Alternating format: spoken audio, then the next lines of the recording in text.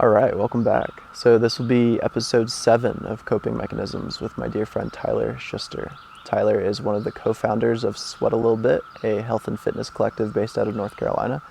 And he's somebody that's become a very good friend of mine over the past couple of years. We met pretty randomly, just surfing at Nag's Head Pier early in the morning in the Outer Banks, and he was the only other guy out. We connected in the parking lot, stayed in touch over the next couple of years, and bit by bit realized that we actually shared a lot of the same values and goals of health and wellness and entrepreneurial pursuits and a lot of other cool things. We've actually collabed on some really cool projects that I'll be releasing soon. We were able to sponsor a woman's 90th out of 100 mile races, which is absolutely nuts. An amazing woman with a beautiful story, and Tyler actually put all that together. I came to the podcast and did my thing there, and we were her crew for the whole 100-mile race in the Outer Banks. It was really amazing. But Tyler represents the version of health and wellness that I'm striving to platform, something that is more down to earth, more relatable, and I think will reach a lot more people that get left behind in the luxurious version of health and wellness that the whole Southern California, Austin, Tulum crowd tends to put out there, which is all good and fine. But I know that it wasn't really relatable to me when I most needed it. And I see Tyler relating to people that might otherwise not find health and wellness as they have through him and with him and everything that Sweat-a-Lil-Bit is doing. So I appreciate Tyler a lot, and this was a good one. Also, I wanted to mention, I am proud to finally announce that this is the first time that we really got somewhere visually that I'm proud of in terms of composition. Got the big boy cameras going, audio was great. Everything was proper, and there's obviously things that could still be improved upon, and we have continued to improve upon those things. But I do feel like this is the first one where we are breaking through to a different paradigm of what the show looks and feels like. So really excited for that one. And yeah, so that being said, this is episode 7 of Coping Mechanisms. Thank you. All right, Tyler, welcome to the show. Thanks for having me, brother. Yeah, man, yeah. Happy, what is it, Friday? Today's a Friday. What were you into last night? Billy Strings, brother. Yeah. And then again tonight. Are you doing all 3 nights? Probably not. We have tickets for all 3 nights, but probably got to roll back and get home Sunday. Yeah. But yeah, I caught the Billy bug pretty hard. I know you did. Pretty hard. Yeah. Saw him with Willie Nelson originally in Virginia Beach at like that Outlaw Festival. And I play the guitar. Yeah. And then so I'm just like watching this guy. I'm like, you got to be kidding me. Yeah. You got me. Dude, inspired. I saw Krongbin recently. Mm-hmm. Fucked me up. Really? Like so hard. I was just like, oh. Wow. Just in awe. And also like felt like a worthless piece of shit in terms of my practice. Yeah. But it's cool, like, the community's cool. I met some friends along the way, and you get excited to see them at the show. So like there's a community aspect of it. I got some friends who are like pen pals. Yeah. My buddy sent me olive oil. I sent him back a disc golf. Fuck yeah. So Good that's shit. pretty cool. Good shit. Cool, man. Well, so this is early into this whole like Hope podcast thing that we're doing here, and I really appreciate you coming on here. I think like you're definitely one of the perfect people to be kicking off this series with, just because of the values that we do share and like how we met and the reasons that we've stayed in touch and all that. But I just want to open with like kind of throwing out this idea of like what this whole Cope thing means. I know that we've like kind of talked about it, but I think it's a cool way to frame the conversation, and it really frames how I'm picking who I want to have on the show, especially in these like really early times, because I want to pick people that actually embody these values. So for me, cope is, the definition of cope is just to deal with something difficult with success or skill, right? So my whole thing is like, it doesn't matter what happens to you. It's more so about how you deal with what happens to you. And for me, the bigger picture of how that plays into my life is like I'm fascinated by the link between doing cool shit and taking care of yourself. Like doing the things that you love and also like maintaining basic self-care so that you can do those things. I think that people look at them as if they're separate, and to me they're fundamentally 2 sides to the same coin. Like you have to take care of yourself in order to have the capacity to do the things that you love and to be of service in the world and to be a good man, but also like being a good man and being a good person and expressing the truth of who you are is fundamentally that which gives you meaning, which is a part of like self-care and your stability and your meaning in life, right? So I just want to like toss it out to you, like what does that mean to you? Like, how does that play into your life? For me, like, that's, the cool things that I like to do. I like to make stuff, media and art and, connect with people and, like, go surf and climb and spend time in nature and all that stuff. And I have to take care of myself in order to do that. Yeah. How does that play into your life? Yeah. For one, the one thing that kind of stood out to me is like this idea of stewardship, right? Because ultimately I think that's what we're called to do. Yeah. Is be stewards. You have to steward yourself, and you have to be able to take care of the inevitable curveballs that life will throw at you. And if they haven't hit you yet, keep living. They're coming. And that's what, through just my personal life, through business, ups and downs and relationships, I've seen firsthand what happens through myself when I'm taking good care of myself, and how I can respond and how I can react. And I've seen how it can go terribly wrong when I am, when my shields are down, where I'm not sleeping, where I'm not taking care of myself. And and then even from a business standpoint, and seeing how a company can react to certain things. But ultimately, through the lens of like, again, I think we're called to steward. And how can you, steward others if, your own temple isn't taken care of. Yeah. So. Cool, man. Can you tell us about like your story and how like you came to the point of realizing that you needed to take care of yourself? Like just, a little bit about your background, upbringing, and like how you came to the point where you realized that like, I want to take better care of myself. I want to be a healthy guy. I want to be a good steward. Yeah. So I grew up in sports my whole life. So physical activity was a part of my life.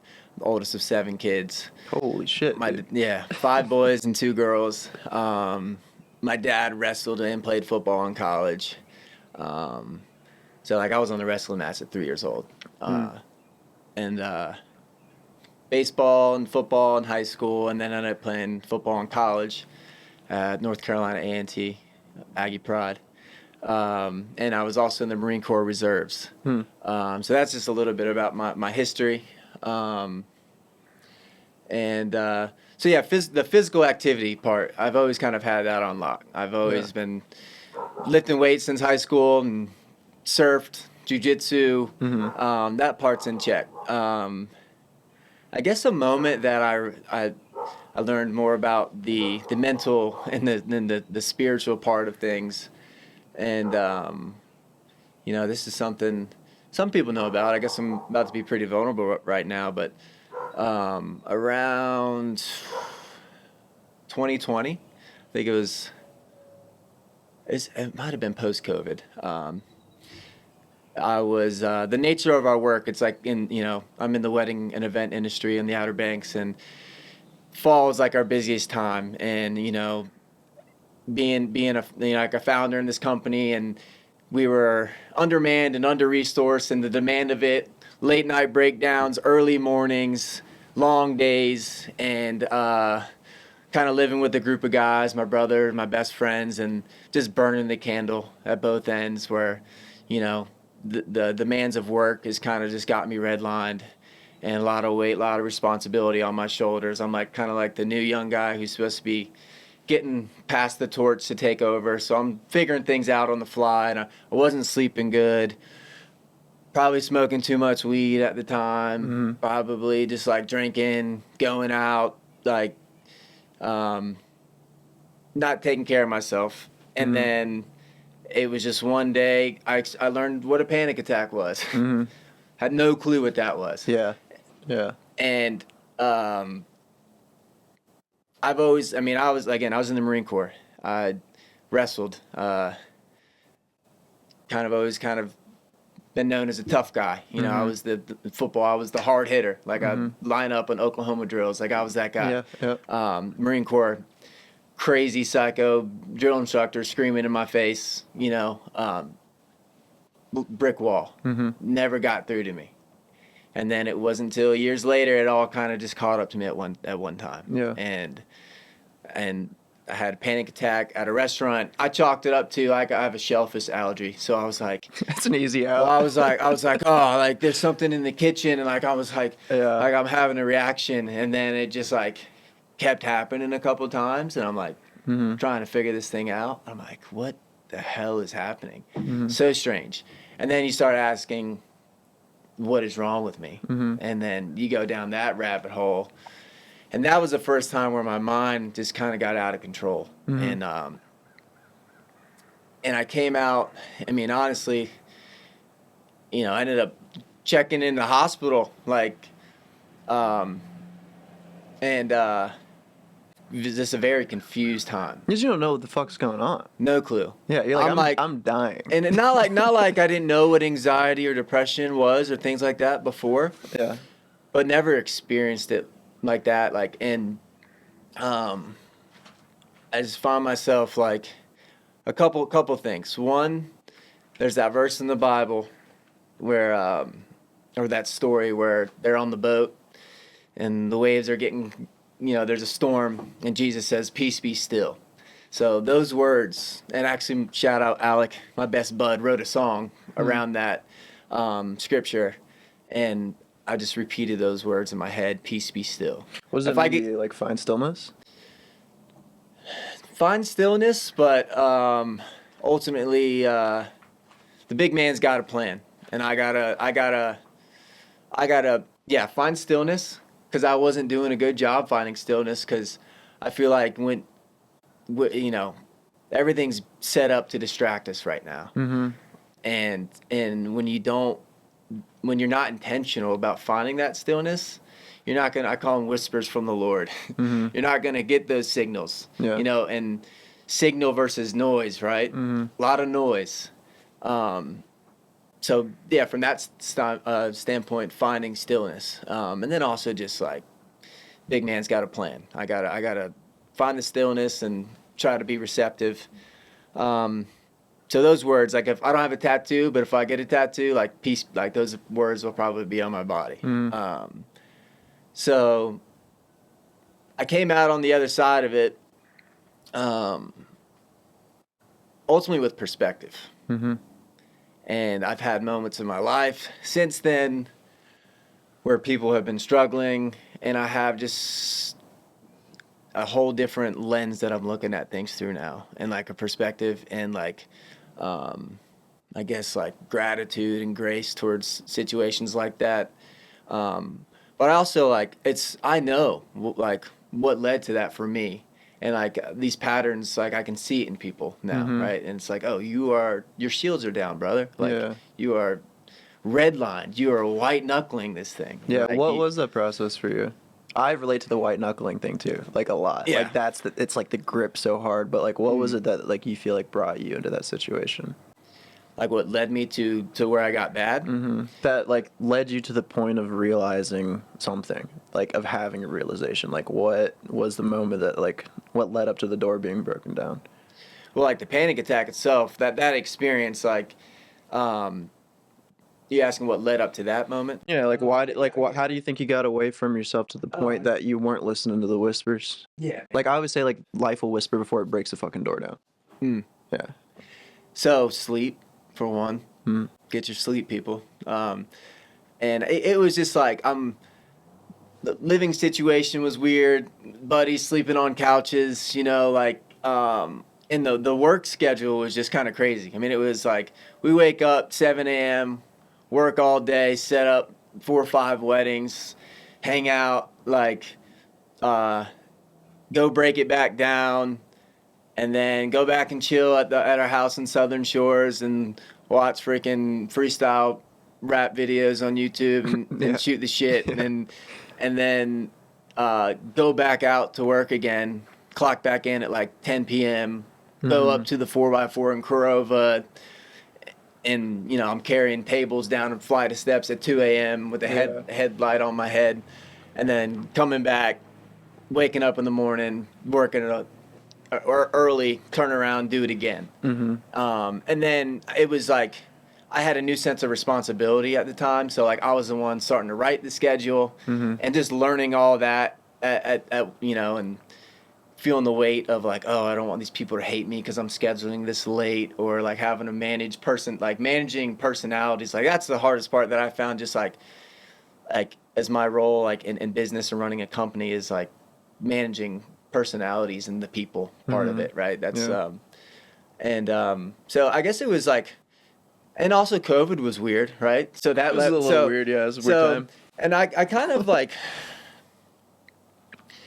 all I wanted to do was play football. I had a chip on my shoulder. Like I just needed to prove myself. I was pretty close to playing football at West Point in the Air Force Academy, and those pretty brutal like application process. You got to get like letters from your congressmen and stuff like that. And I went to Fort Union Military Academy out of high school and played ball there. And didn't work out. I had some family stuff. Like I said, I'm the oldest of 7 kids. My parents were splitting up. Dad lost his job. He was kind of struggling at the time. And again, I'm the oldest. Felt like I couldn't leave. Yeah. And then I knew I wanted to serve in the military at some capacity. And I don't know, I was like 20 years old and I saw a commercial. And the Marine, just running through the field. He's running through the city, and stupid Marine Corps commercial got me. And next thing I know, I'm in boot camp 2 weeks They later. almost got me too. Dude. Yeah, so like it had all happened really quick. And then ultimately I ended up walking on in the team at A, and so I'm like in the reserves. I'm in the Marine Corps, and I'm playing football, D1 football. Walked on the team, no scout. I'm just broke, and I ended up getting on there, kind of checking that box, and that's like all I really cared about or thought about was like just like locked in on that one thing, without much of a plan. But I feel like it was more so like I feel like I had something to prove. Yeah. I come from this like small town. I just wanted to go do that, and I feel like a lot of people had expectations, and I wasn't living up to it, maybe. Yeah. And I put that all on myself. So then, like, when take football, like, that's over now. And then, like, all right, Marine Corps is over now. And then getting to the point with, like, the company and business and not, like, planning and really thinking about things and not being intentional. So kind of like a lack of direction and purpose at the moment as a young man. Combine that with, not sleeping right, not eating right, maybe drinking, going out, smoking too much weed or whatever it is. And then that kind of sense of new responsibility that's like on my shoulders. And like maybe feel like I wasn't living up to that, and also like with a lack of direction. Yeah. I think that all kind of is what led up to that moment to where it's like, but I view it as a wake-up call. I really view it as a wake-up It's like call. a breakdown or a breakthrough. Yeah. Right? Yeah. I think that, like, a lot of this stuff, this is, like, an incredibly, unfortunately common story. Yeah. Like, that was my story in a lot of ways. Like, we weren't really taught how to take care of ourselves. And as young men, we need something to point ourselves at. And what we tend to build our identity around is performance. And, like, we don't understand the relationship between health and performance. And, like, that, like, could be subbed out in that, like, explanation of, like, what COPE is for me. It's, like, the external requires the internal. But, like, as young men, when we don't have the context, like, you have to fucking take care of yourself. We don't have that. So we're just, like, in order to feel good about myself, I got to go out there and do this. I got to go out there and do that. I got to go perform. I got to go perform. I got to go perform. And if we're not, like, actually, like, maintaining our vessel, it's going to hit that fucking wall at some point. That's, like, exactly what it was for me and so many of the people that I talk with. It's like, all I'm doing is worrying about the external result, but I'm worrying about the fruit from the tree and how I'm going to market the fruit and sell the fruit and get it to market. And, like, we're going to expand, we're going to grow, and we got to do this much next year compared to last year. But it's like, have you checked on your fucking soil? Yeah. Like, what is that tree growing in? And, like, I don't know. I think it's just such an important thing that people need to hear, that, like, everybody's going to fucking hit that wall at some point if you're only focusing on the external, and the only thing that you do internally is, like, numb or distract yourself in order to feel more okay with the fact that you're fucking exhausting yourself on the external. Yeah, that's good. And then also, like, this is where, like, community comes into it too, because that's a lot of it, like what Sweat-a-Lil-Bit's about, right? Like you said, you have a similar story without you even, like, I haven't even dug into it with you, but that's what happened to me. Like, after this experience happened with me, I was shocked to, like guys in my community, like, I had heard similar stories. And it's something about men in their mid-20s too. Like, it's like a common, I don't know what that is, but it's like there's like a certain age. Like, you develop your prefrontal cortex around 25, so we're just not so fucking stupid anymore. From that standpoint, it makes sense, you know. But it's interesting that, obviously I didn't want those guys that I knew to have to go through that experience as well. But it's almost like comforting until like, again, I was like, what is wrong with me? What is wrong with me? Is that's what I kept saying. And then it's like, okay, well, this is kind of seems like something that happens. Yeah. And there was something comforting in that, knowing that I wasn't alone from that standpoint. And that also gives you like that role, like that's where the steward thing comes in. I think it's like the responsibility of those who know better to do better. And like if you're the first one to go through these sort of breakthrough moments, then you like, I think it's a very natural thing to then turn to your boys or your community, your friends, your family, your sister, your mother, whatever, and be like, hey, I just ran into a fucking wall. Like y'all might want to like, slow down a little bit as well, and that, can you speak to like how you started to like look to your community and ultimately how you've developed Sweat-a-Lil-Bit? Yeah, so Sweat-a-Lil-Bit, Jordan. Shout out Jordan. Yeah, Jordan, man, I love that guy. So we met at a middle school wrestling tournament. He went to First Flight High School. I went to Curry Tuck. We were rivals growing up. But anyways, we were buddies, and I had some cousins that went to school with him and always kind of knew him. But it was right around the time where I had walked onto the football team at A&T. I didn't have a place to stay, and he was going to PT school at Winston-Salem State. And so I just like crashed on his couch for a couple weeks. And I think the name, it's a funny story. There's like a early 2000s rap song or something, and he's like running to it. It's like, drink a little bit, smoke a little bit. Those are the words to the song, and that's what the inspiration. He was like a Drake song? Sweat. No, not Drake. It was like, I don't know, early 2000s. Okay. Like he could tell you. I don't know. But that's where like the name Sweat-a-Lil-Bit. I could just picture Jordan just like bopping on his own, just running. So that's where like the name comes from, and Jordan's just someone where we have talks like this, and we're he's we've gotten vulnerable with each other, and kind of crazy, man. It's right soon after that time, Jordan actually lost his brother Mitchell, who I actually never met, to an overdose. And the way Jordan kind of describes it is like, obviously he lost a brother at that moment, but it's like he like gained a brother, like we became brothers, like right around that time, and then obviously he's, forged through the fire in that moment. I can't imagine. Like I said, I'm one of 7 kids. I can't even think about that. So that's kind of like Sweat-a-Lil-Bit started right around that time, and it kind of forces you in moments like, and we have to remind ourselves like to practice what we preach, right? So it just started ultimately like as some cool name brand. We got some stickers going and shouting, people tagging us on Instagram, go Sweat-a-Lil-Bit, hashtag Sweat-a-Lil-Bit, whatever it is. And throughout the years, we've kind of grown this community.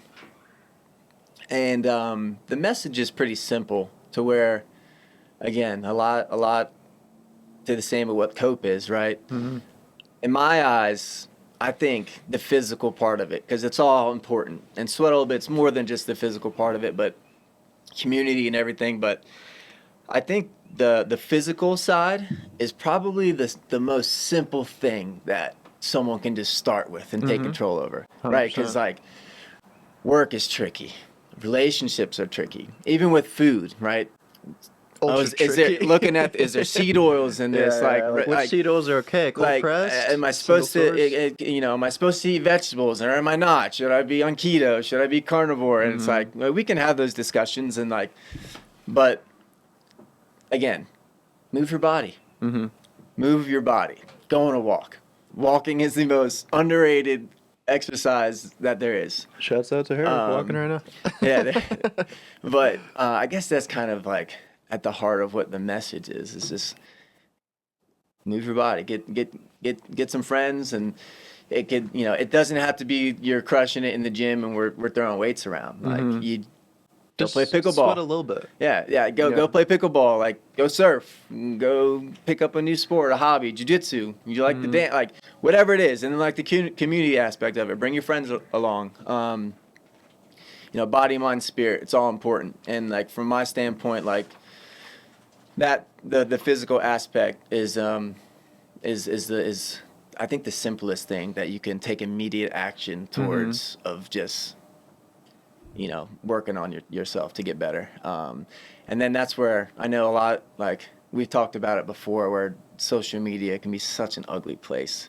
Like here we are trying to be wellness coach type influencer people, but it's like we almost don't even want to say that, or like, and it's like kind of held us back from like putting ourselves out there because we don't want to be associated with the stuff that we like. But I just feel like we got to navigate through that and just say fuck it. I mean, that's the world that like it's so fucking weird, but it is the world that we exist in, and like we do have to kind of combat against like our own insecurity and also the fucking haters that generate that insecurity in us, sort of like, because ultimately what we're doing is like we're just putting all the shit that people talk about each other, and we see other people talk shit about other people, and we're putting that onto ourselves because we don't want to be assumed to be another fucking grifter or whatever. But like I think that's why I want to do this and have these conversations, and that's why it's so important for like dudes to be vulnerable and people to be vulnerable in general about like it's not just health for the fucking sake of it. It's literally like for your well-being and your capacity to be a good person. Like just sweating a little bit, just moving a little bit. It's an easily accessible lever that you can pull and you will be a better person. Take care of your mental health, you'll be a better person. Take care of your emotional health, you will be a fucking better person. It's not some luxurious thing, and I think that that's a lot of like why I was so anti-health coach and life coach, even though I am both now. It's like I didn't want to be like the blonde chick in Laguna Beach who's like just calling herself a shaman or whatever the fuck. Like it just gets this those terms have so many barnacles all over them, but I really do believe in, and that's why we connected, I believe in this, like there's a new chapter, a new page turning on like a more authentic version of what this stuff can look like. And that's why I love what you and Jordan are doing so much, because it's about accessibility and being like down to earth. Like none of us are claiming to be perfect. None of us are claiming to have all the answers. We're not just showing perfectly polished images of our lives. Like we're just like showing the work that we're putting in, and we're talking about the results, and we're talking about our struggle. And that's like fundamentally what it should be. It shouldn't be about fucking hype. It shouldn't be about like getting rich or getting famous. It's like, no, like we're genuinely trying to help people to be good stewards, right? Yeah. I think the money, like, as far as like making it a career and the money and stuff like that, that'll come, right? Like, I think we're living the lifestyle, and like, we have the purest intentions with it, where I genuinely want to help people. Like I really do. Well, you actually do help people. Yeah. Like you've been about it. And like I've been coaching people, training people, writing programs for people like without getting paid for a long time. Yeah. And right now it's like, all right, I got this new app and we're building out programs and stuff, and it'll evolve, right? Yeah, like just keep it simple, man. Like even with just even the physical side of it, like with social media, like these like strength conditioning coaches, or you'll see like everyone's got this method and don't do your split squat this way. Here's why. And it's like, you're just confusing the average person who's just consuming all this data, and now they just like don't even know where to start, so they don't start. And that's where we want to just like cut through all the bullshit. And we're like, because there's probably truth to what this guy's saying and what that guy's saying, and it's probably all good in a certain capacity, depending on who you are, your situation, what you're trying to do. I just think it's information overload in so many ways. Like, the cold plunge started getting trendy, and then all of a sudden I see a guy on, you don't want a cold plunge, and this is why. It's like, dude, it's like, it's just that's what I would hope Sweat-a-Lil-Bit can represent, to just make it simple to people. Look, I can nerd out as far as you want to nerd out. Like we can talk about hip mobility and internal rotation and things you can do to address certain things and you know and dialing in your program with proper rest time. And you know, I'm working with a jiu-jitsu athlete right now and like gearing up for a tournament, and that stuff's fun. You know, I like that. But again, just going to walk, start there. I got one of my best friends right now. He's struggled with his weight his whole life, and when you'll meet him one day. He's one of the sweetest souls that I know, the biggest hearts, and he's brilliant. He's so sharp, and he's just struggled with weight. And he's like, this time around, he's like, I think he's gonna do it, and he's been eating cleaner, and so it's been kind of cool to see his transformation and kind of like, you know, I'm curious, like, what is it about this time that, like, it got through to him, you know, and he's consistent now. You know, he just got married and then goes right into, like, a missions trip in Madagascar where he's, like, helping be a steward, and he's, like, helping kids who, like, don't have anything. So I told him just from that standpoint, it's like, dude, you got married, and then you went on this mission trip. Like, you're a different person after that, right? But yeah, it's just one of those things. And again, I feel like your shields are down, and body, mind, spirit, it's all connected. And just like, I'm like trying to tell him, I'm like, dude, your energy is just gonna be like, you know how different you're gonna feel like when you like getting up out of bed in the morning, and like just the way you move around, like you're just gonna be I'm so excited for him. It's about that context, right? Like understanding, first of all, that like it's not just like health so you can go get jacked or be a bodybuilder. Like at all. It's not about aesthetic. I mean, that's like a cool side benefit. Like sure, if you get there and you really work hard, you will look better. But you'll feel better. You will be a better person. It's like it's about the context of like understanding that like this is actually going to help you do the things that you want to do in life. And I think that like men especially, but like really everybody, like that's, I mean, even in fucking social media, that's what's missing is the context. Even the shit that people put out. Like, they're just saying some shit because they want to have some shit to say. They're trying to blow up or get views or whatever. But, like, when you come at it from the place that we're at, which is provide service first, like, be about that shit first. And then once you have some shit to say, start documenting the shit that you have to say because you've actually been about that shit. But we weren't, like, sitting around like, I want to be an Instagram influencer. What can I talk about? Like, that was never the thing. But we get trapped in that environment, and we're like kind of selling ourselves short. And that's exactly why I want to create this platform, because like I want to give us a chance to like talk our shit. And I think that like the world really needs this version of what it is that we're doing, because I mean, I know in the people that you work with and the people that I work with, like we actually are able to reach people who were unfucking reachable by most other people. And what it's missing is context, which is real down to earth actionable steps and the holistic understanding of mind, body, spirit. Yeah, that's good. Yeah, I think what you said, I think we've been selling ourselves short. Oh, we have, dude. All of us. Cam like, too. That's why we're doing this right now. Yeah. Shout out Cam. Shout out Cam. But ultimately, like even like for this podcast, right? I wanted to listen to previous podcasts that you might have done. I wanted to check out all your stuff and content to study up on you, just to, you know, get a better vibe. And I wanted to write down some notes and have Sweat-a-Lil-Bit's mission statement right here so I could recite it and maybe have some facts and tidbits. And then ultimately I was just like, you know what? And not to say it's not good to be prepared, but ultimately I'm like, you know what?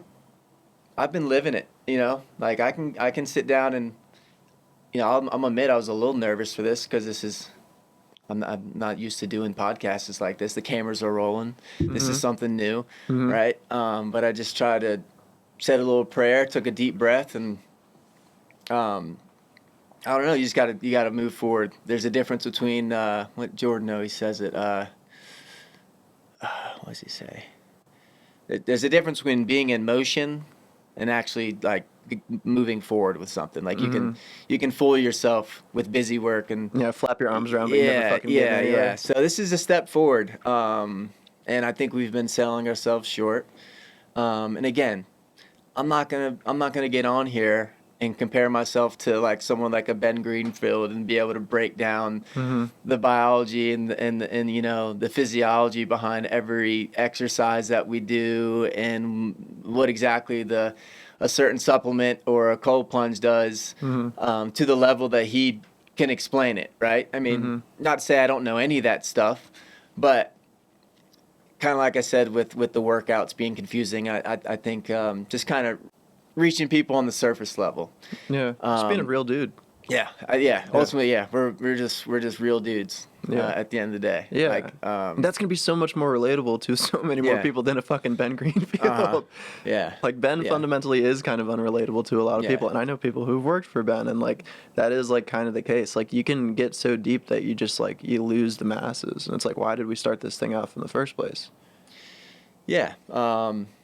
I mean, shout out Ben. I've learned a lot from him. I love Ben. Ben is like literally like what the entire foundation of what I do is built off of. All of his research is insane. Yeah, you got Aubrey Marcus and there's other guys that I've just Kyle Kingsbury. You know, religiously listened to their podcasts and read their books. But yeah, I just reaching the common folk, and you know, maybe one day sweat a little bit and cope. We build a team, and we've got people that are working with us who can nerd out on certain things, and who knows the services and the reach and the scope of what we do is going to be. Right now we're on this podcast and we're chatting it up, and I know we've got this event planned up coming in March, and that's another step forward. Probably my biggest shiny toy thing that I'm the most excited about is we got this property. We've got about 6 acres, beautiful wooded property on the Outer Banks on the Sound side. Sunsets, the whole 9, nice house, and originally for weddings. And there's a whole nother story and a whole nother podcast behind just the ups and downs with that house. But we've climbed those hills, and we're coming through on the other side, and it's starting to move in the right direction. But using, again, weddings is what pays the bills, and it's created this opportunity for the people that I love around me. My mom works in the flower shop. My brother, my best friend Alec, who I mentioned, he's DJing, and there's other young men in our community that work for us. My little brothers are starting to work for us. My sister does photography. The founders, Tony and Mary, are awesome. But you know, all my hard work and all my resources that this property, right? It's like, okay, well, how can I had to find the stillness and be able to hear the signals, and it's like, oh yeah, dummy, look at this beautiful house, like retreats or whatever it is. And now we've got this whole other game plan, and I've connected with all these different, there's girls that do yoga retreats, or you know, all these different things. We booked our first one in June, and we want to get the sauna and the cold plunge, and my dream is to have like a garden and some chickens and goats running around, and just have this like just wholesome, holistic experience, and take people fishing. And we're just kind of like, you know, I'm born and raised on the Outer Banks, so it's like I'm like grassroots, and you know, we can take you. Where do you want to go? You want surf lessons? So go see my cousin Brienne at Outer Surf. And That's your cousin? Yeah, Brienne's my cousin. Oh, okay, cool. Yeah. She's my bestie. Cool. Yeah, she's awesome. Shout out Outer Surf. Yeah, doing great stuff. I got the hat on. Yeah, they're doing amazing stuff. Yeah, she rips. She's been one of my my biggest influences, just from an entrepreneurial. She sat down with me and explained taxes and just like all the business stuff that sucks that just comes with it. That's the stuff that I've avoided, but it's like you can't avoid that shit. You know, like but yeah, that's, I don't know. It's just funny because again, my going back to when I struggled finding my purpose, and like the whole time it's like I don't have a burning passion and desire for weddings, right?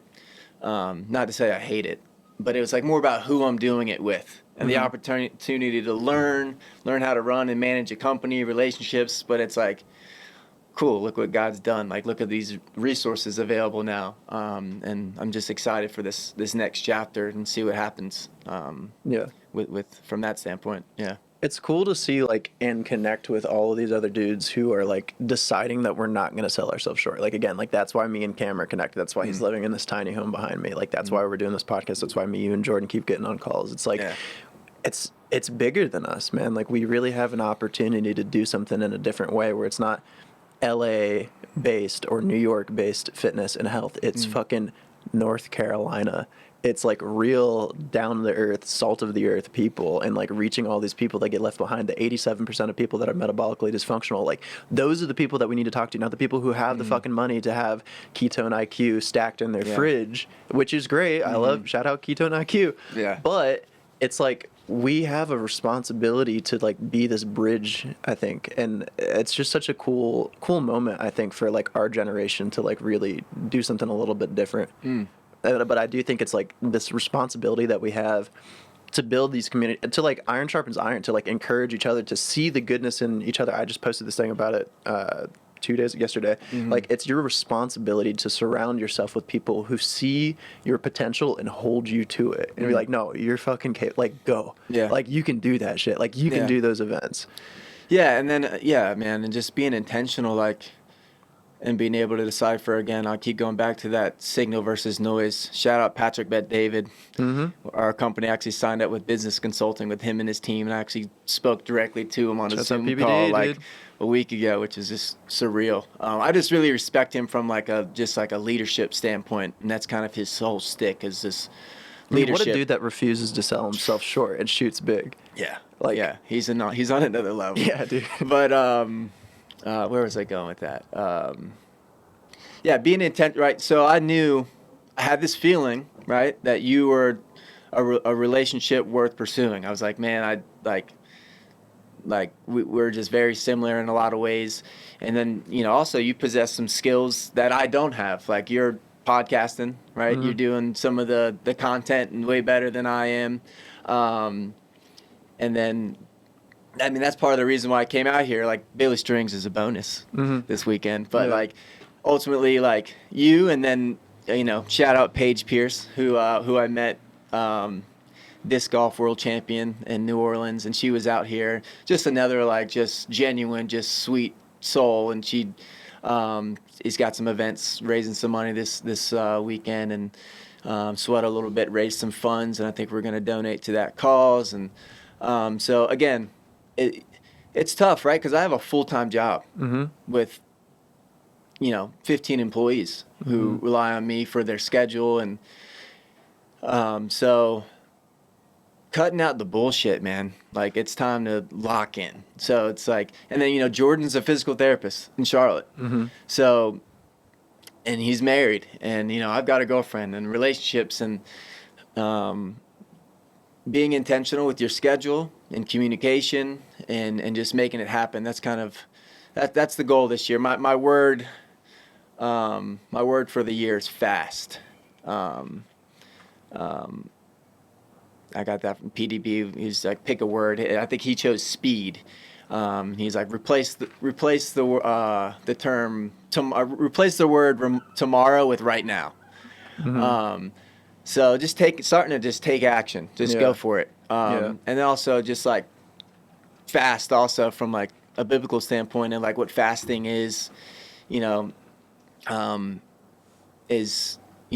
eliminating distractions as well, like giving up, whether that's eating or whether that's, so that's kind of that's kind of where I'm at, because again, it's hard running a business, and I'm super passionate about Sweat-a-Lil-Bit, and there's ways to where like IDoABX can help. I mean, it already is, like with the property and the retreats, and it's just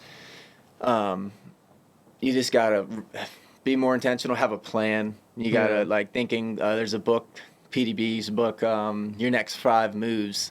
So thinking chess and not checkers. And like planning multiple moves ahead, and like and just being decisive, right? Like that's like another one of those like weird semantic things or whatever, is like decide. Like the root word of that is like decaderate, which is to kill off everything else.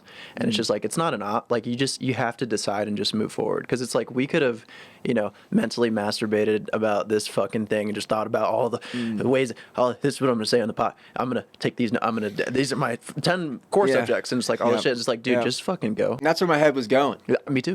Me too. I mean, me and Cam spent all this time setting the shit up and like getting lighting right and all this stuff, and I was like, what am I? I like have this moment where I like remember that I'm the host, or like this is my show, and that I'm like 6 episodes, and I start like getting into my head, and I'm like, I fucking do this shit. Yeah.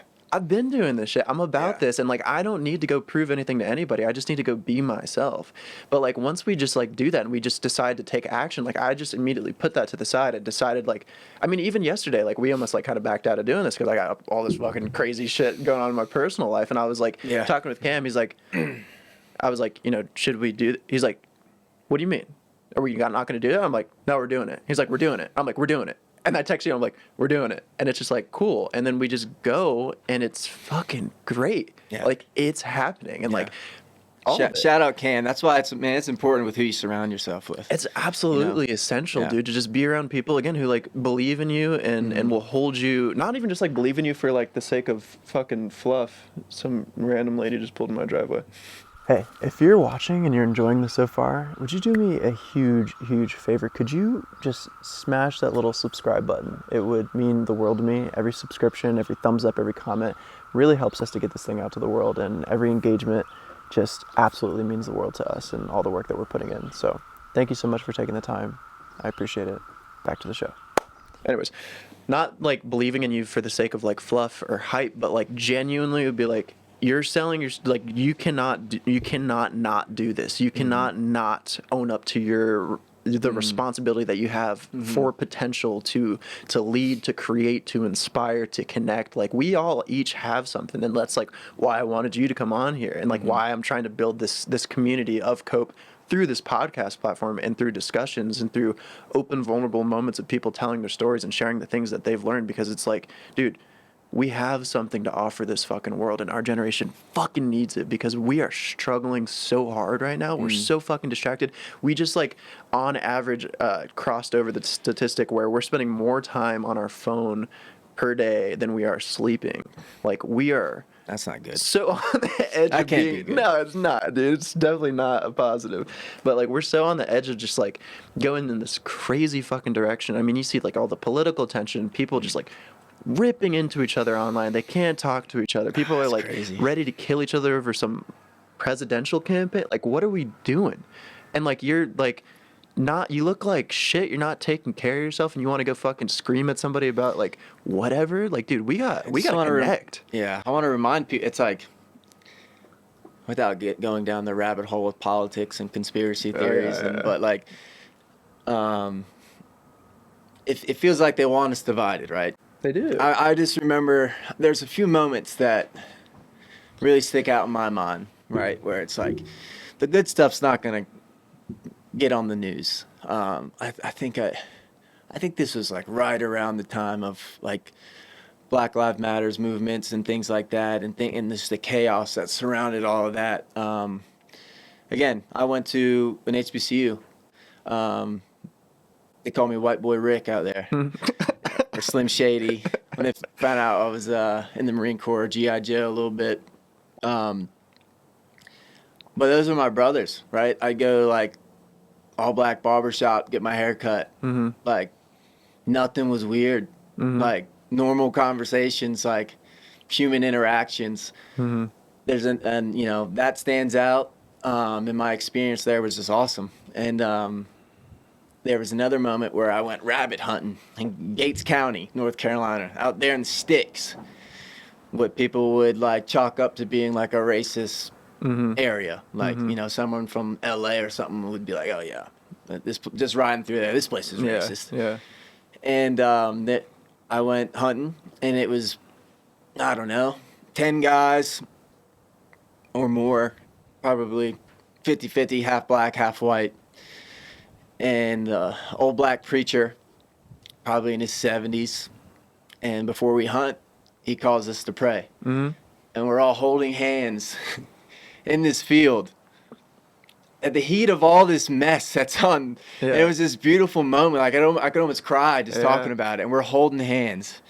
And he's just thanking the Lord for this day, thanking the Lord for this fellowship, praying for the hunt, our safety, and just like giving thanks in that moment. Like, that's not going to make the news. No, right? And it's also the thing that matters the most. So it's like what do we do when the things that matter the most aren't the things that we're seeing the most? Like, what are these kids supposed to think when they turn on the TV and they scroll through TikTok, and like and I'm not to say that there's not problems that exist out there, but Yeah, there's a lot. The ugly stuff is just what gets all the headlines and all the Yeah, publicity. if it bleeds, it leads. That's like what the model is based off of, is like sensationalism and the 24-hour news cycle. And it's like, nah, that's not really like most of what it is. Like even my parents, like they're like very like liberalish people, and they're even like kind of weird about, they just moved out here, and like they're kind of weird about like certain, you know, towns that they're checking out, living, you know, out and around Asheville. And, you know, they just like get weird sometimes. And my mom's a fucking white blonde lady, and she's like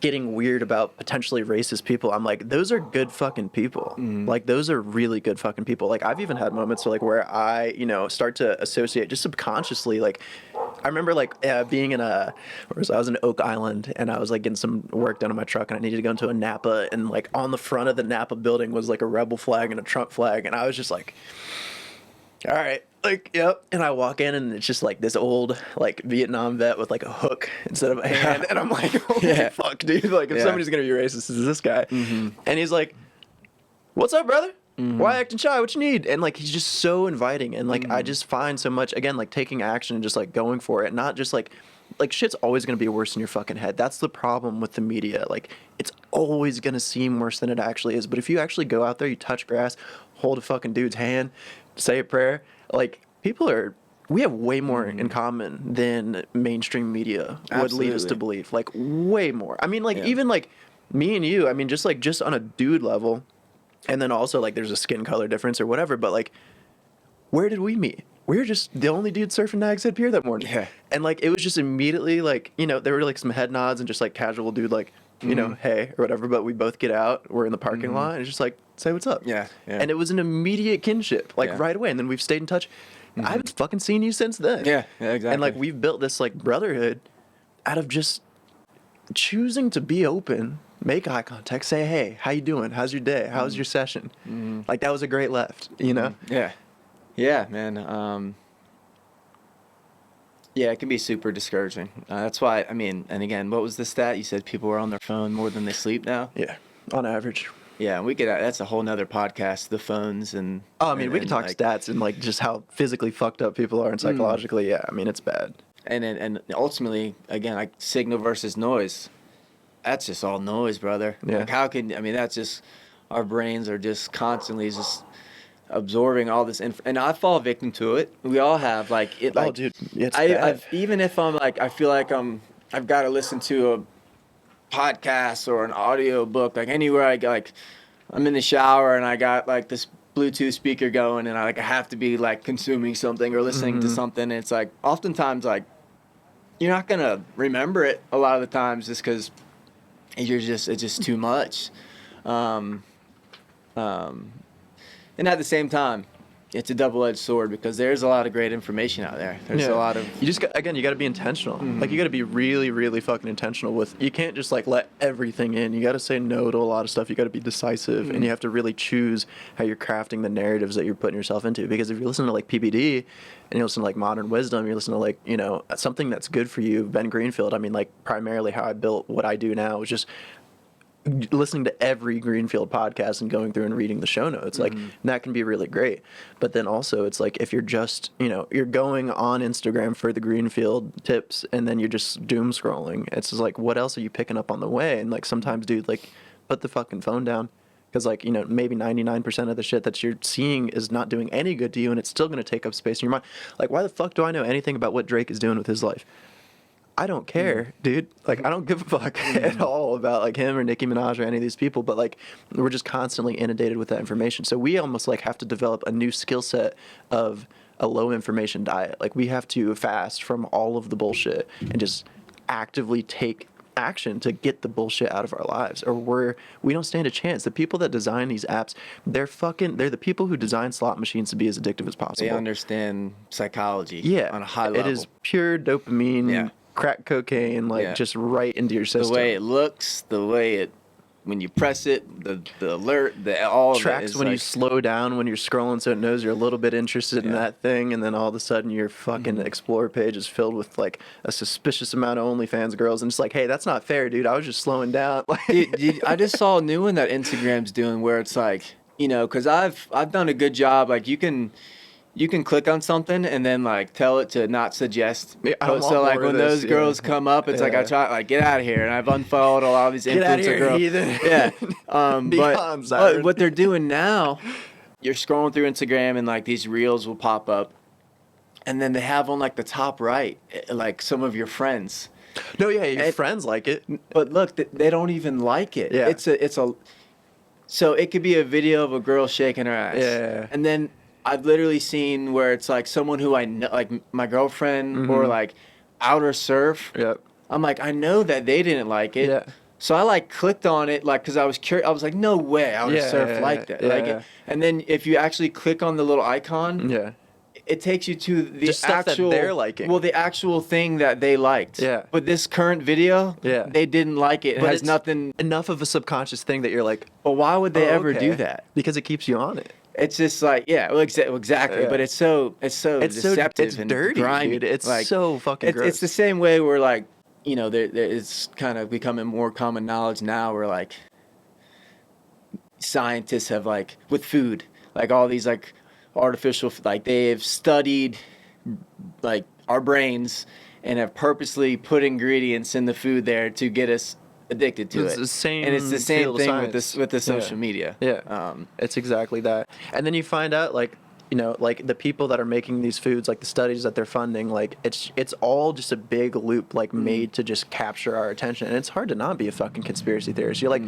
why? Like when you look at like, a lot of it's not even conspiracies anymore. No, it's not. It's like it's just common knowledge now. But the thing is that like we're like, yeah, that just happened. Like Red 40 and ADHD, or like you look at the autism map on the U.S. and like versus like, you know, somewhere in Europe. It's just it's fucking insane. I mean, that's exactly why we need to do what we need to do, and we can't just like the American dream is fucking dead. I don't think that people like really want to acknowledge that, but like what it is that we've like what our parents were raised on doesn't exist for us anymore, and we need to create something new.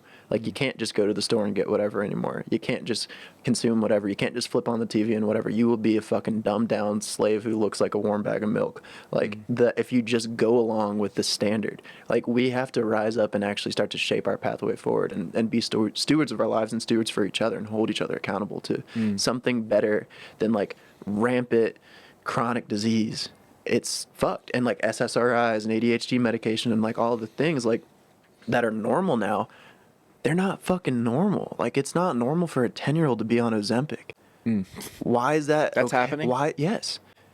If my mom's friend, who's a nurse, has her fucking 10-year-old daughter, she's like really resistant to like putting her on any medication, and she's like, I don't know what to do. The doctor's telling me that I need to put her on Ozempic. I'm like, what is she eating for lunch?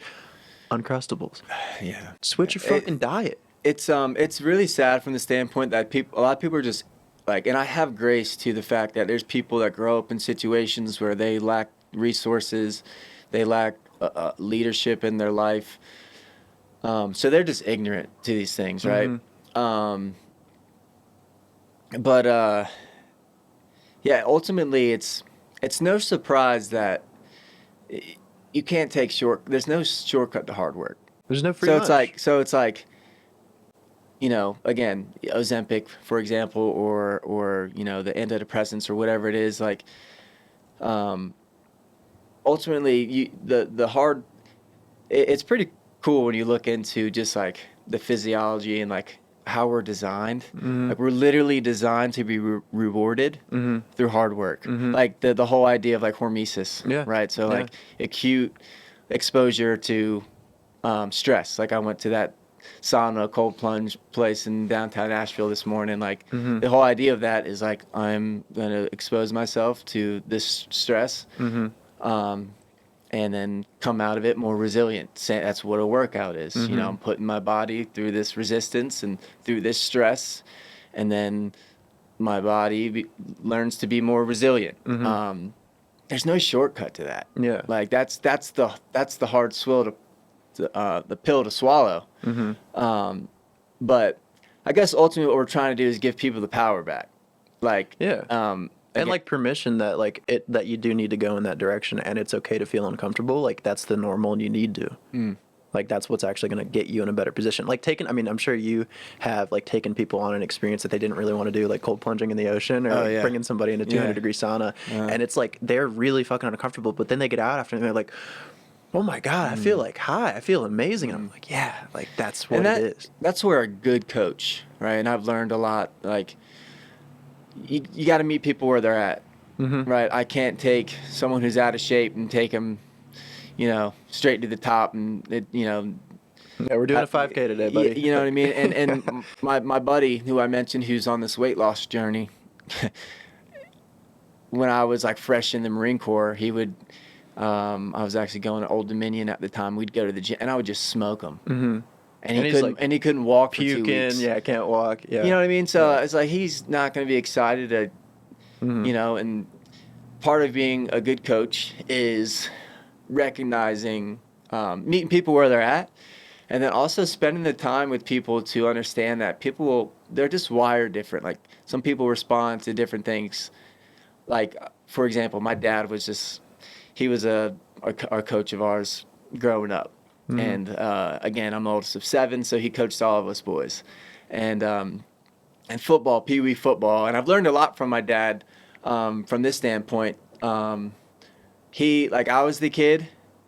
If I messed up, he'd come up to me on the sideline, he'd grab my face mask and get in my face and freaking smack me in the head and yell at me.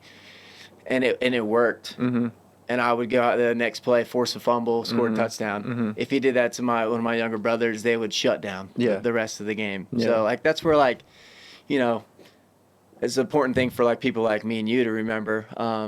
Meeting people where they're at, spending the time to get to understand how they tick. And it's the same way for me and my crew, with my guys, with our company. Like, some people just respond. Some people like more of that, like, hey, a little slap on the head. Yeah. And some people, you got to kind of approach it a little bit different. Some people need Goggins, and some people need, like, Zach Bush. Yeah. Yeah. Everybody has a different thing. And I think it's important for people to know, too, that, like, you can apply that same thing to yourself, like giving yourself grace with your own journey. You don't need, dude, one of my clients, he's 20, put himself in the hospital when he was 16 because he read Can't Hurt Me by Goggins and gave himself rhabdo. And it's just like, dude, like, you got to realize that, like, you can't apply somebody else's story to you. You can find inspiration and you can let it inform your story, but ultimately your journey is your own, and you need to meet yourself where you're at. Peterson talks about, like, if you can't, get your entire fucking life together, just like clean your house. If you can't clean your house, clean your room. If you can't clean your room, just start with a fucking sock drawer and break it down until the dragon is one that you can surmount, and then you'll get the reward of, like, I did something. Break it down and just, like, take it easy. That stuff is so true and so powerful. It's like almost like it's been said a lot, and it's like can be cheesy to some people. It's cliche at this point, but it is there's a reason it's real. Cliche, because it works. Yeah, and then, like you said, doing the work to understand how looking inward to see how you tick.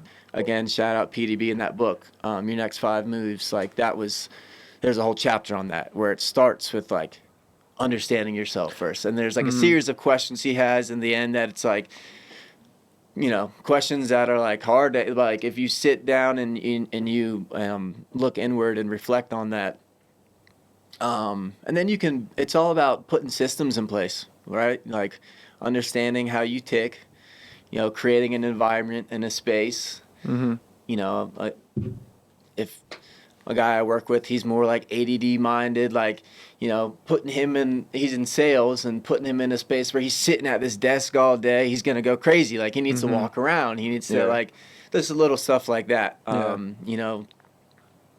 was another cool book. I cannot remember the title of this book. Driven? Maybe it's called Driven. I think it is called Driven. I can't remember the author. But the whole idea is, like, people who are like, more ADD kind of labeled as like ADD. What are some of the other ones? I was trying to look it up. I can't find it. ADHD. Yeah. And everything that kind of gets thrown under that umbrella. Which kids get labeled at such a fucking young age, and then they get thrown a pill. Like, that was me. But that. He breaks it down to where it's like going back to like early humans, where it's like you had like hunters, like the hunter brain versus kind of like the farmer brain. Dude, and it's like, and it's no disrespect to, like, some people like prefer being in like a secretary or like a 9 to 5 and that routine, and like those people are needed in this world and society. And then you also have like the hunter brain people where like there's like studies have found this to be true. Like there's like expressions in their genes. I can't remember the nuance to it and what it's called, but it's like it's a thing that goes back, and literally these people, and I have a feeling I fall underneath that category. Literally, like I think the occipital lobe, where most people process their brain with. I'm no neuroscientist, but what is it called? The prefrontal cortex. Yeah. Something about how the like these driven type people, they do more processing with the occipital lobe, so visual, like peripheral. It makes sense from that same hunter and gathering, right? You're walking through the woods, and if you notice an animal track, like you're supposed to be on that level. Like you're supposed to have a bigger field of vision so that you can notice your surroundings, and then you pick up on the track, and then you hyperfixate on that thing, and then we go and we follow that thing until like the point of exhaustion, we get the fucking animal. Yeah, that's what we're supposed to do. So you're a young kid, and he's like chasing squirrels. Yeah, well, it's like, well, that's how he's wired, and you're like putting him at this desk 8 hours a day so he can be a good factory worker, because that's what our school system is based off of. But doing that inner work, it kind of starts there, I guess. I think that's the key to everything, and like that's why like my whole thing of like why I'm not just like a personal trainer, and why I don't like, I mean, people come to me because of like fitness stuff a lot. Like I usually get people coming to me for what they want, and then I'm slowly trying to feed them under the table what they actually need. And like a lot of people come to me for fitness, and I'm like, dude, like what you actually, it's become like this kind of cliche thing between me and Cam and some of my buddies, but it's like, you know, the reason I look the way I look is actually because of journaling. And like meditation. It's a lot of the shit that you don't think. And like, you know, when it comes to things like addiction and, you know, getting your life together, starting the business, making the career that you want, getting the girl that you want, it comes down to the reason that you're not doing a lot of these things is because you have a disjointed relationship with yourself. So you have to have a bare minimum relationship with yourself in order to understand, what am I going to respond positively to? What have I not been doing? What is it that I know that I could be doing that I'm not doing?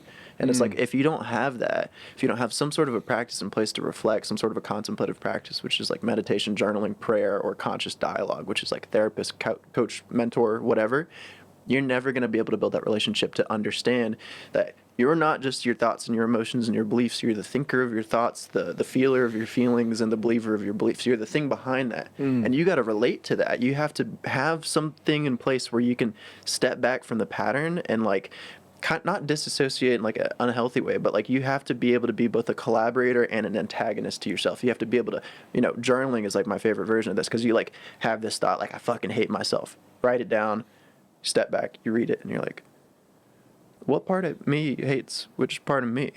Like, what the fuck? And you have this like kind of break in reality, and then you can start to realize like, damn, I'm not just this swirl of fucking emotions and thoughts in my head. I'm something a little bit deeper, and it's my job to like hone in on that and give myself an organizational structure so that I can manage my thoughts and ideas and feelings, you know? It's something about the pen and the paper too that forces you to slow down. People tell me all the time, can I just type it? I'm like, dude, write it, man. In a world where, look, our company is right in the middle of talking to all these tech people. We're getting new software, AIs and things. Look, I'm all for it for like too. business I productivity. use it a lot, like I'm on ChatGPT every day. Me too, right? And it can be used. It's a weapon. Why not use it? But at that same token, like something about like and it's been so good for me. My morning routine has been starting with like this devotional, and it's just you read some scripture, and there's some questions at the end, but there's something about it forces your brain to slow down. Yeah. Same with like reading a book instead of listening to an audiobook on 1.5x. You know, just like those real slow, like I think that's like a really beautiful part of this like transition that our generation is on, like where we get to kind of like return to this renaissance man, like dudes who read fucking books. Like if I'm like talking to like somebody and they're like, nah, I don't read. Like I'm just not into that. I'm like, what do you mean you're not into it? Like you don't read? Like everything beautiful that you've ever seen or anything amazing, like those people read fucking books and they probably wrote too. And it's like we've gotten this weird relationship with that shit because of school, where it's like been this obligation that we have to like write and this obligation that we have to read. And I find that that's so much of what I'm trying to get people to do is like return to these very base human societal things of like, dude, read and write, like chop wood, carry water, like go move your fucking body, go read, go write, like say a fucking prayer, eat better, sleep better, and watch your whole fucking life change. It's not that complicated. It's not about, again, like keto, carnivore, or whatever. It's just like eat real food, take care of yourself, your life will change. It's pretty simple when it comes down to it, but it comes ultimately always from that relationship with yourself where you can understand, what is it that I actually need? Most people never ask themselves that. Yeah, that's interesting. And then like, even from the standpoint of like, whether it's something you're reading history or Jordan Peterson talks about like the way that really people see the world is like through a story. Yeah. And not just objective like facts, right? Like keto versus blah blah blah blah. Like a testimonial is actually probably an easier way to grasp it. Like, you know, even look at like the way the Bible's laid out. Like It's like it's a story. Like it's a story the whole way through. Like that basically like explains the human condition and the flaws and the ups and the downs, and putting it from that standpoint and just like kind of seeing the story, like reading up on, I don't know, looking at things through a story. I can build context to it, and I can grab a hold of information a little bit better. You need to like find a way that it applies to you. Put yourself in those shoes. Like, oh, this is the character. You know, the hero's journey. Like, you know, and so that's been helpful. Also, like asking yourself, like, what is the story that you're currently telling yourself about yourself? Like, that's like always whenever I'm like meeting a new person, I'm going to work with them. I'm like trying to figure out, you know, I'm not going to directly be like, so what's your story? Like, I'm going to ask them, and we're going to just have like very open dialogue. And then I'm going to be like, okay, here's this entire like narrative that you've laid out for yourself, that I can't get this job, that I can't lose weight, that I can't do this thing. And it's like, you've given yourself a closed loop. How the fuck could you find a solution if you're telling your brain that it's already solved? You can't. So you have to start to be able to, you have to have something where you can poke holes in that narrative and see like, can you really not lose weight? Like, it's physically impossible for you to lose weight, really? Like, have you done everything? No. But if you don't ever like ask yourself, like, what is the narrative? Like, what is the story? You're never going to get there. So, but I think understanding that framework is huge. Like, everything is a story. Yeah, that's good. Yeah. What are the things that you're doing, like, to take care of yourself in that context and like build that relationship with yourself? Like, what, I mean, you talked about that, like devotional practice in the morning. Like, break that down. Yeah, that's been really good. There's a YouTube channel, Bless God Studios. This guy named Ruslan, and he sells this devotional. It's pretty cool, and it just kind of takes you through, and it just starts off with a little bit of reading from him, and then the scripture that's associated with it, and then there's like a series of questions, and it's just super simple. Another thing I did the other day, and I kicked myself for this, man. I'm literally a 30-second walk to the ocean, like right there on it, and one of the questions in my devotional, like last week, it was about finding that stillness, right? And it was like, what's like one thing that you can do? Like, it was like, what one thing like that you're gonna do today? Like, right? What is that? And I was like, well, go on a walk. And then I was like, I need to get my dumb ass up and walk to the beach. What am I doing? It was like super early, like the sun was like just starting to come up. And I walked out there, and I was just like, wow. Like, it was like, for one, it was just gorgeous. It was a beautiful morning. The clouds were super cool, and the birds were flying. There were waves, and it was just quiet. So that's something that I want to start doing some more just walks in the morning, like post journaling, just going on a little walk. And I kicked myself. I'm like, why?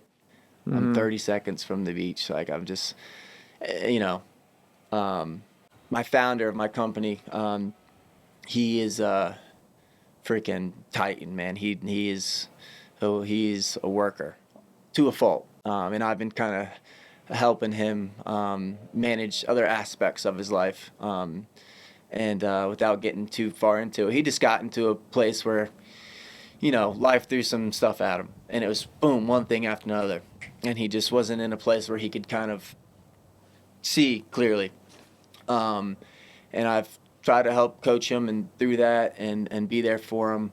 But then I caught myself, right? Like, as I'm progressing in this company and things are getting busier for me, and have more responsibility, there's things to do, and then I'm feeling a little bit the same, And then like how to remind myself, it's like, again, practice what we preach. And then I'm reminded about what happened to me and post-COVID and the panic attacks and all of that stuff that happened. So I guess, you know, the more you do it, because there's going to be setbacks, right? We're gonna fall short. This is going to happen. But the more you try to stay consistent, you know, the people you surround yourself with, you're better equipped with the tools and the capacity to not just take care of yourself and do what you got to do, but to recognize when you're, you know, I'm sitting at my office and my hip hurts, and it's like, yeah, well, no shit, dummy. Like, stand up, like, take a break, do some stretching, do some yoga, and, you know, roll out with a lacrosse ball, like, take some breaks. Like, all stuff I was, like, telling my boss, like, hey, man, like, you need to be doing this, like, get in the gym. Like, I fell victim to, like, not taking care of myself from that standpoint, and it's like, you know, it's all important. But that was one thing. The walk, I think a walk in the morning. I mean, Huberman and all these guys talk about just, like, early Sunlight movement, morning, early sunlight, the whole thing. Yeah. And, again, it's like, this stuff's, like, starting to, like become cliche almost, but it's like, it's good that these things are getting trendy, and then it almost goes in the opposite direction where people like kind of joke about it, but it's like, wait a second, like, don't, like, It's actually probably has something to it. Yep. Yeah, but just like taking the time to take care, and like taking the time and making the space to also like engage with like that growth mindset and curiosity of like, why does my hip hurt, instead of just like keeping the head down and just plowing through and like popping an Advil. It's like, let's slow down and like ask some questions here. And it's like, again, like, I mean, that's what Sweat-a-Lil-Bit's all about. It's what Cope is all about. It's just like, how do we deal with stuff? Because you can pop the Advil and you can just keep going. But it's like, you could also, like, a different way to deal with that is to like get up and like listen to the signals that life is giving you, whether you're fucking miserable, you're depressed, you're anxious, you're not sleeping good, your marriage is failing, you're broke, you're fat, whatever. It's like, life's probably trying to tell you something. And if you slow down a little bit and listen, and, you know, hopefully people like us can inspire people to do that, to be a mirror for them, to be like, hey, slow down a little bit, Bubba. Then, you know, people have the capacity to heal. People have the capacity to be great. Like, people genuinely are great. The standard's really fucking low right now. But, like, it doesn't mean that you can't be one of the few that are doing great things. Yeah. And again, I think it goes back to, like you said, I think it was one of the first things I said, is like being a steward to yourself. I just think at the end of the day, that's what this is all about. Like, we're called to be the best versions of ourselves, to then give that out to the world. Hell yeah. And there was a guy at my church that was like, he painted this picture. It was just like a cup where water is like a steady flow of like water coming in, and then that water's pouring out. You know, so it's like the water pouring out is like what your stewardship to those around you. But if the water is never coming in, if you're not receiving that yourself, if you're not doing the work to have the capacity yourself, how could you like help anyone else? Yeah, you can't. You know, and I think that's where people lack purpose. I genuinely think we're all like called to give it back, like in a certain way. Yeah. Yeah, man. Fuck yeah. I think that's a good place to end, dude. Yeah, not too bad. Yeah. You got anything else you want to add? Tell the people where they can find you, follow you. What are you guys up to? Yeah. So Sweat-a-Lil-Bit on Instagram is the main page, and then my personal page is Tyler_Sweat-a-Lil-Bit. Sweat-a-Lil-Bit.com. We've got some new things coming. One thing we're excited to collaborate on is this event in March, the Blackbeard's Revenge Ultra Marathon race, and we're gonna collaborate with them and do some cool stuff. And yeah, stay posted.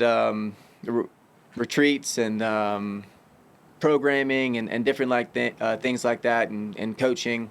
There's more of that coming, and I'm excited for what the future holds. I'm stoked too, man. I really feel like this is just the beginning for all of us, and like I'm so stoked to connect with you and Jordan, and hopefully continue to do this podcast and continue to create together, to link up, to throw events together, and just like let's fucking go. You know, iron sharpens iron, and I'm blessed and incredibly grateful to just know guys like you. You guys inspire me to not sell myself short. Like when I'm telling you guys to not sell yourself short, I'm like, fuck, am I doing that? Yeah.